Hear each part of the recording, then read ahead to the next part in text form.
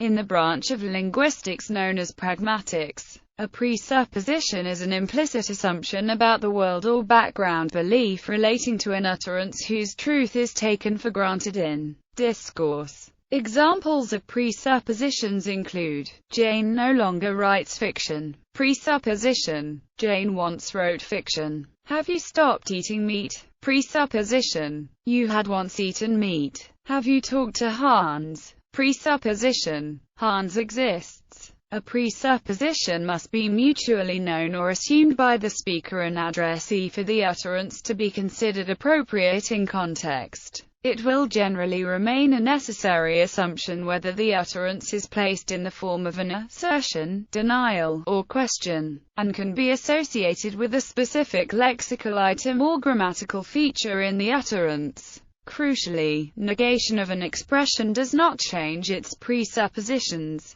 I want to do it again and I don't want to do it again both presuppose that the subject has done it already one or more times. My wife is pregnant and my wife is not pregnant both presuppose that the subject has a wife. In this respect, presupposition is distinguished from entailment and implicature. For example, the president was assassinated entails that the president is dead, but if the expression is negated, the entailment is not necessarily true. Negation of a sentence containing a presupposition. If presuppositions of a sentence are not consistent with the actual state of affairs, then one of two approaches can be taken. Given the sentences "my wife is pregnant" and "my wife is not pregnant" when one has no wife, then either both the sentence and its negation are false, or Strawson's approach, both "my wife is pregnant" and "my wife is not pregnant" use a wrong presupposition and therefore cannot be assigned truth values.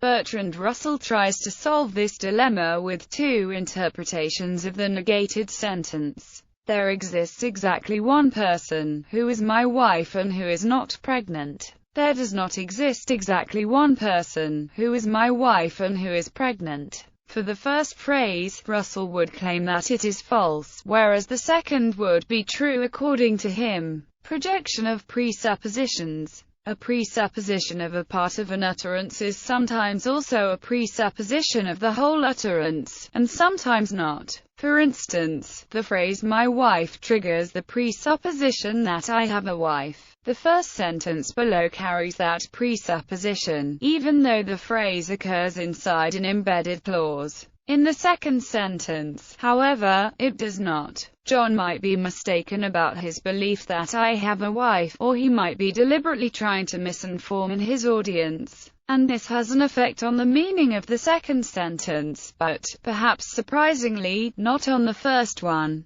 John thinks that my wife is beautiful. John said that my wife is beautiful. Thus, this seems to be a property of the main verbs of the sentences, think and say, respectively. After work by Laurie Carttunen, verbs that allow presuppositions to pass up to the whole sentence are called wholes, and verbs that block such passing up, or projection of presuppositions, are called plugs. Some linguistic environments are intermediate between plugs and wholes. They block some presuppositions and allow others to project. These are called filters. An example of such an environment are indicative conditionals. A conditional sentence contains an antecedent and a consequent. The antecedent is the part preceded by the word if, and the consequent is the part that is preceded by then. If the consequent contains a presupposition trigger, and the triggered presupposition is explicitly stated in the antecedent of the conditional, then the presupposition is blocked. Otherwise, it is allowed to project up to the entire conditional. Here is an example. If I have a wife, then my wife is blonde. Here, the presupposition triggered by the expression "my wife" is blocked, because it is stated in the antecedent of the conditional. That sentence doesn't imply that I have a wife. In the following example, it is not stated in the antecedent, so it is allowed to project, i.e., the sentence does imply that I have a wife. If it's already 4 a.m., then my wife is probably angry. Hence, conditional sentences act as filters for presuppositions that are triggered by expressions in the consequent.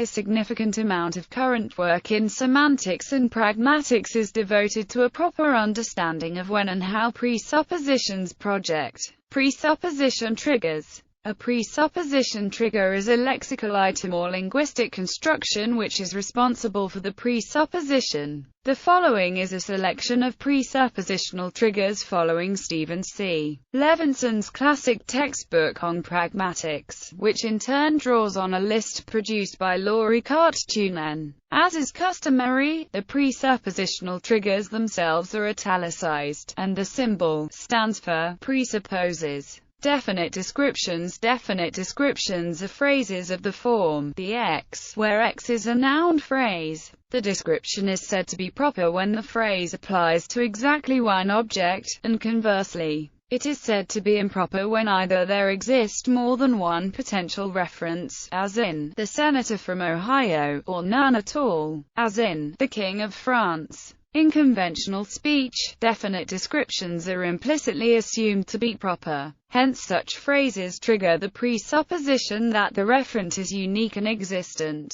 John saw the man with two heads. There exists a man with two heads. Factive verbs in Western epistemology. There is a tradition originating with Plato of defining knowledge as justified true belief. On this definition, for someone to know X, it is required that X be true. A linguistic question thus arises regarding the usage of such phrases. Does a person who states, John knows X, implicitly claim the truth of X? Steven Pinker explored this question in a popular science format in a 2007 book on language and cognition, using a widely publicized example from a speech by a U.S. president. A 2003 speech by George W. Bush included the line, British intelligence has learned that Saddam Hussein recently sought significant quantities of uranium from Africa. Over the next few years, it became apparent that this intelligence lead was incorrect, but the way the speech was phrased, using a factive verb, implicitly framed the lead as truth rather than hypothesis.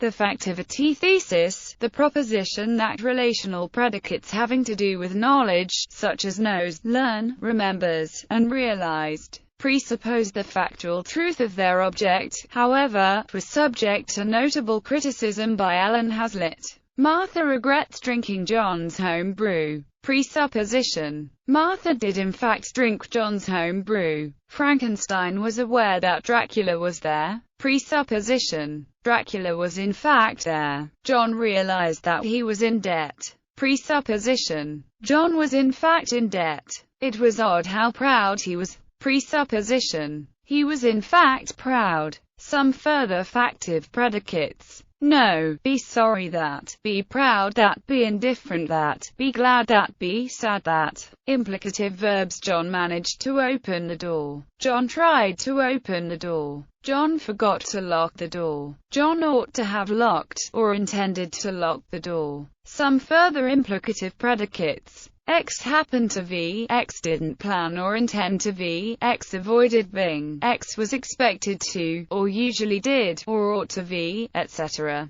Change of state verbs. John stopped teasing his wife. John had been teasing his wife. Joan began teasing her husband. Joan hadn't been teasing her husband. Some further change of state verbs. Start, finish, carry on, cease, take, leave, enter, come, go, arrive, etc. Iteratives. The flying saucer came again. The flying saucer came before. You can't get gobstoppers anymore. You once could get gobstoppers. Carter returned to power. Carter held power before. Further iteratives. Another time, to come back, restore, repeat, for the nth time. Temporal clauses. Before Strawson was even born. Frege noticed presuppositions. Strawson was born. While Chomsky was revolutionizing linguistics, the rest of social science was asleep. Chomsky was revolutionizing linguistics.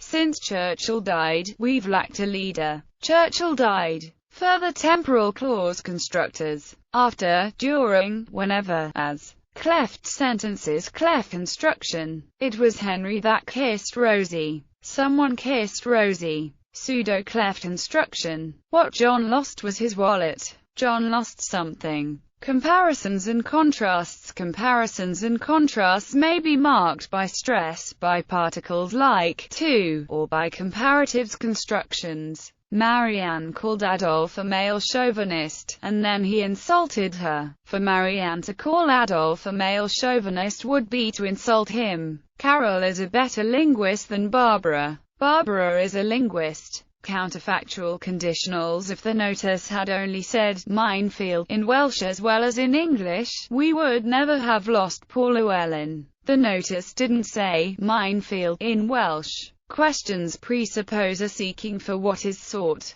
Possessive case. John's children are very noisy. John has children. Accommodation of presuppositions. A presupposition of a sentence must normally be part of the common ground of the utterance context in order for the sentence to be felicitous. Sometimes, however, sentences may carry presuppositions that are not part of the common ground and nevertheless be felicitous. For example, I can, upon being introduced to someone, out of the blue explain that my wife is a dentist, this without my addressee having ever heard, or having any reason to believe that I have a wife. In order to be able to interpret my utterance, the addressee must assume that I have a wife. This process of an addressee assuming that a presupposition is true, even in the absence of explicit information that it is usually called presupposition accommodation. We have just seen that presupposition triggers like my wife allow for such accommodation. In Presupposition in Anaphora, remarks on the formulation of the projection problem, the philosopher Sol Kripke noted that some presupposition triggers do not seem to permit such accommodation. An example of that is the presupposition trigger to. This word triggers the presupposition that, roughly, something parallel to what is stated has happened. For example, if pronounced with emphasis on John, the following sentence triggers the presupposition that somebody other than John had dinner in New York last night. John had dinner in New York last night, too. But that presupposition, as stated, is completely trivial, given what we know about New York. Several million people had dinner in New York last night, and that in itself doesn't satisfy the presupposition of the sentence. What is needed for the sentence to be felicitous is really that somebody relevant to the interlocutors had dinner in New York last night, and that this has been mentioned in the previous discourse, or that this information can be recovered from it. Presupposition triggers that disallow accommodation are called anaphoric presupposition triggers. Presupposition in critical discourse analysis. Critical discourse analysis seeks to identify presuppositions of an ideological nature. CDA is critical, not only in the sense of being analytical, but also in the ideological sense. Van Dijk says CDA primarily studies the way social power abuse, dominance, and inequality operate in speech acts, text and talk. Van Dijk describes CDA as written from a particular point of view. Descendant research, aimed to expose and resist social inequality. One notable feature of ideological presuppositions researched in CDA is a concept termed synthetic personalization.